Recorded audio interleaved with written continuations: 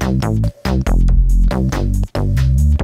the Wazillo Media Studios in San Diego, I'm Troy Hazard, and we are getting down to the business of franchising this week. And with me in studio is my guest co-host, Katrina Mitchell from Speak, franchisespeakers.com. And I'm one of your speakers, and I can't speak. I'm a little worried about that. I know. It's put me in a bit of a bad situation, really, hasn't it? Yeah. Never mind. Before the break, we were telling about your transition from the dog training franchise into your current business, which is Speak, and it was a bit of an epiphany that you had to get there. You just woke up and said, "This is a natural transition for me because I like doing this stuff." Is that? Well, it's been a natural practice for me to put people together. My whole life, I've introduced people in relationships. I've found people jobs. I've connected people to neighborhoods, and that's my title. I'm the chief matchmaker at Speak, and we just find the right people and the right speaker, the right audience, and get everybody connected. And look, you've certainly done that for me over the last 4 years, spinning me out to different franchise groups to have a chat with them all over the world, which has been wonderful. And along the way, you also introduced me to one of your great mates, Donn Wilson. Yeah. And I can remember here in San Diego, we were at a function, you said, "You've got to come meet this guy. He's a legend. He's been around for 100 years. You just got to come and have a chat with him." And you were right. When he and I met, it was fairly early on in my business, and I was just awestruck. Yeah. And then you find out what a dear, kind, warm, delightful, fun person he is. you just can't help but love Donn Wilson. And he is, and he's been a great friend of mine since, and also a great business mentor. Don, mate, thanks for taking the time to come and have a chat with us today. We really appreciate it in your busy schedule. Well, it's my pleasure. Thanks for having me. Mate, you were part of the early days of McDonald's, and your career with the organisation through operations and training and then as chairman of Australia and the like is quite extraordinary. And I've heard the story from you over a number of dinners and lunches that we've had. When you started in the business, did you ever expect that the McDonald's would get to what it is today? Because it was a relatively emerging franchise operation when you joined way back when, wasn't it? Well, it certainly was. I was very fortunate to stumble across McDonald's because when I started, it was the 18th McDonald's. Wow. And I was a student at Purdue University, and I needed a job.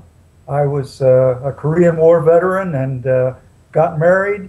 My wife got pregnant and had trouble carrying, and so I had to go to work. Because I couldn't exist on my $68 a month GI Bill. 18 stores. Now, so you were right alongside Ray Croc and the original team then, clearly, because there wasn't that many stores to go around, really, was there? That's right, and I had the good fortune that the franchisee that I started working for was Ray Croc's sister and her husband. And so when Ray came down, they had 3 girls. And from the day that I met him until the last time that I saw him, it was always Uncle Ray, except when I was working for the company in business situations. Is that right? I had to quit calling him Uncle Ray when I graduated from Purdue and went to work for the corporation.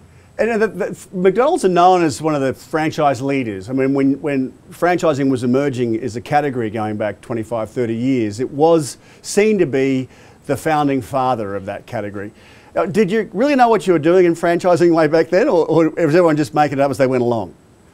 Well, Ray certainly knew what he was doing, and he was the one that really made McDonald's what it is today. And it was, of course, started by the McDonald's brothers.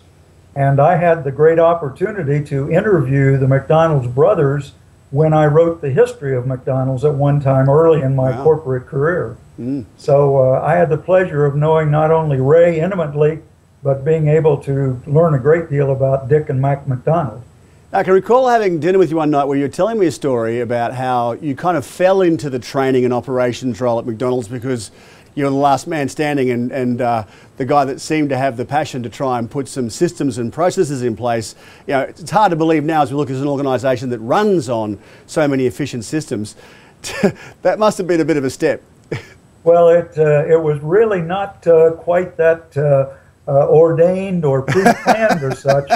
When I started going to work for the corporation, mostly what I did was go out and open new McDonald's. And going out on a Monday morning and hoping to be able to leave on a Friday night, which didn't always work out, I soon realized that the training program of sending a new owner-operator to an existing McDonald's and hoping that he learned something was ineffective. No kidding. And being the bashful fellow that I am, I went back and I complained to Ray Croc. I said, Ray, I said, we got to do something. These people go out there, they don't know what they're doing. And very bluntly, I'm working my tail off. I'm going to die at the rate I'm going. You know, I go in on Monday morning, I come back on Friday or Saturday. My wife washes my clothes on Sunday, and I go back out again on Monday. This is killing me. Yeah. He said, well, talk to Fred Turner. Fred was the then head of operations and became now the chairman emeritus of McDonald's. And he's the one that had actually opened the McDonald's where I started. I actually started in before the location opened and helped set it up, which was a great start anyway. But anyway, so I went and complained to Fred, and Fred said, well, do something about it. And I said, like what, you know? And he said, well, write a training program. He said, you're an industrial psychologist, and you tell me you studied training and development of people and management of people. Way you go. So write something up about it and bring it back to me. And I said, so I don't have to go to work. I don't have to go on the road for a week. And he said, good enough.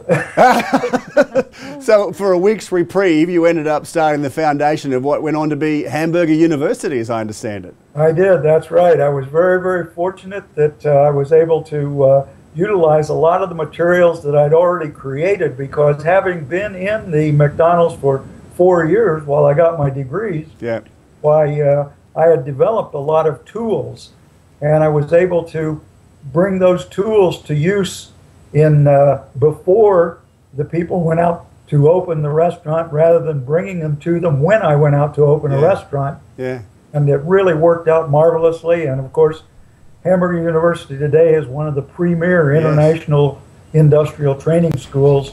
I think they're currently teaching in about 17 languages. Wow. All the time, and occasionally other languages. And it is an amazing story. It is the benchmark in franchising around the world. When we come back after the break, I want you to continue that story, because then you went on to Australia and other great things with other businesses, including Blockbuster. I'd love you to tell us about that. We're with Donn Wilson and Katrina Mitchell. It's all about franchising. This is Getting Down to Business.